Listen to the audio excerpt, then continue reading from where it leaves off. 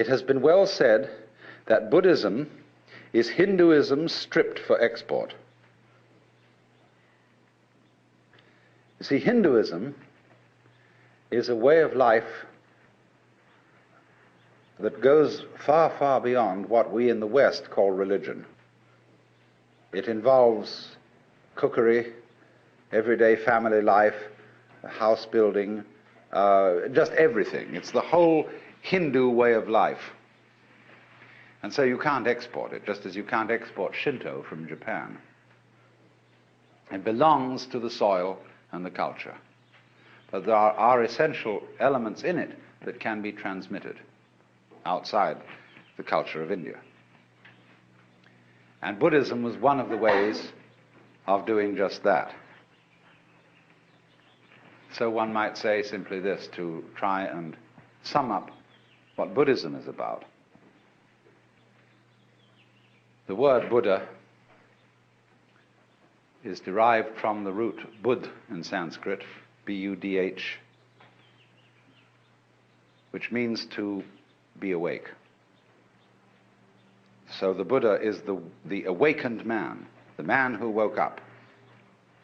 What does he wake up from? Obviously a dream. And what kind of a dream is this?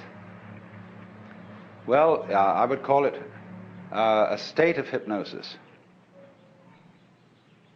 And this state of hypnosis, although I'm using hypnosis in a rather archaic sense of the word, is a state of being entranced, spellbound, fascinated, and this is called in Sanskrit avidya. A-V-I-D-Y-A.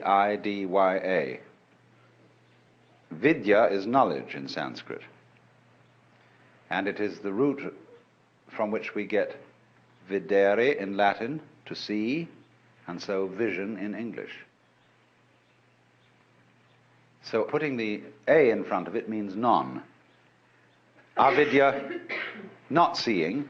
Ignorance, ignorance, where you see but you ignore everything that you're not looking at.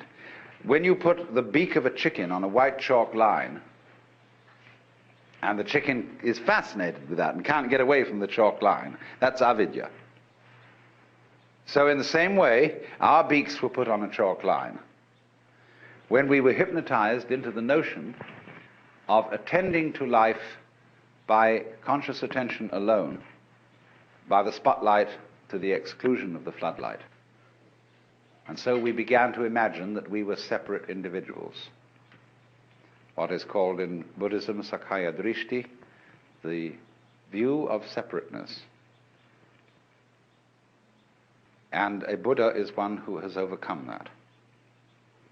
He is awakened from that illusion, from that state of hypnosis, and he knows that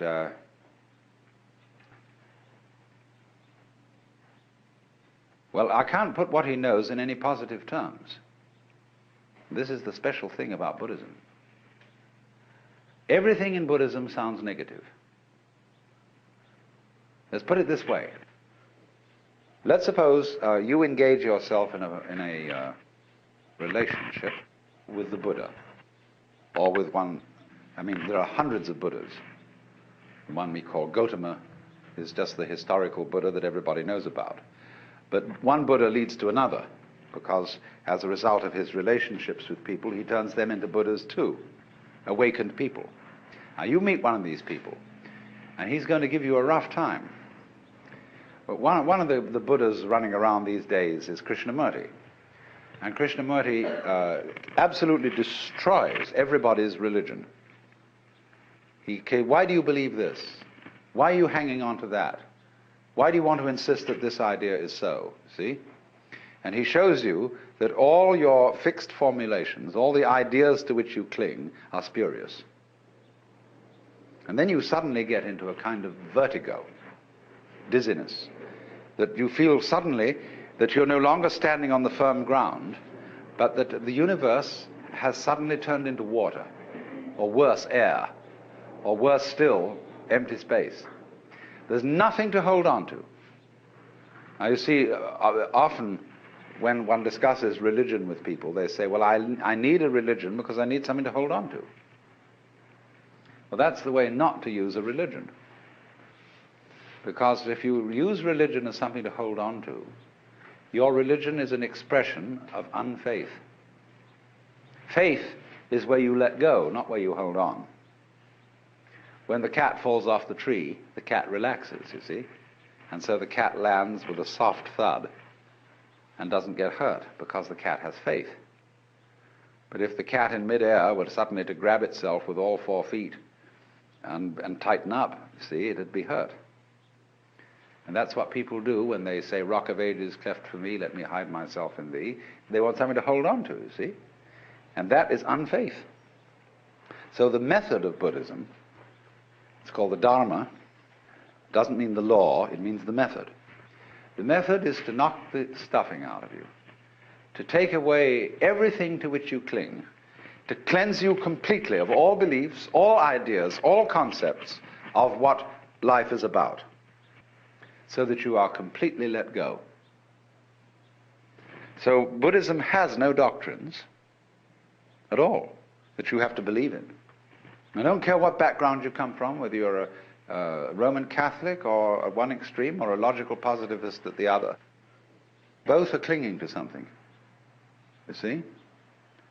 And so the method of Buddhism is to knock out the underpinnings and say, well, not only do we not believe in anything, we don't even believe in not believing in anything. You know, you crawl into a hole and pull the hole in after you. But in this case, you do the exact opposite of that. That's a defensive move, to crawl into a hole. In this way, you crawl into great space and then pull the space out after you.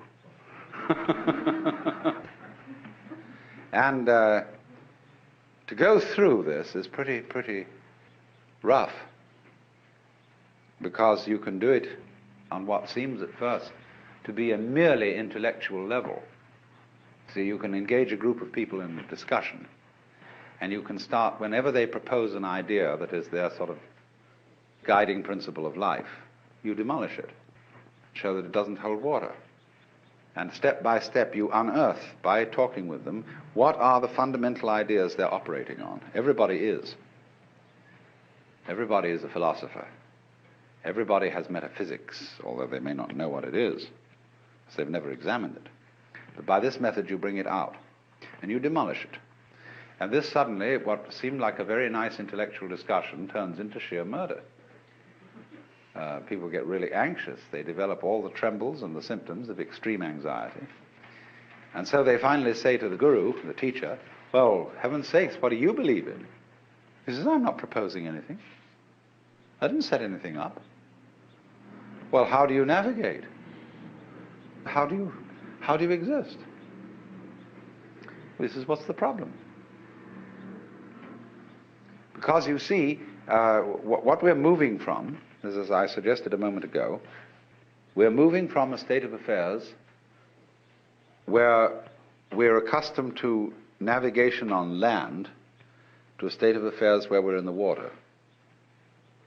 And this is very critical for today, because the impact of modern science on Western culture has been very similar to this. In Christianity, we sing hymns like How Firm a Foundation and Rock of Ages, Ein fester Burg, a mighty fortress is our God. We've something to stand on. The church's one foundation is Jesus Christ her Lord, you know. And it's this firm thing. All right, suddenly all that disappears or becomes implausible. And we find ourselves swimming or sinking. Now, when you find that you're living in the midst of the universe of relativity, where there's nothing you can hold on to, you've got to learn how to swim. And to swim, you've got to relax and stop grabbing. So this is what Buddhism does. When it says it's the art of let go, of non-attachment,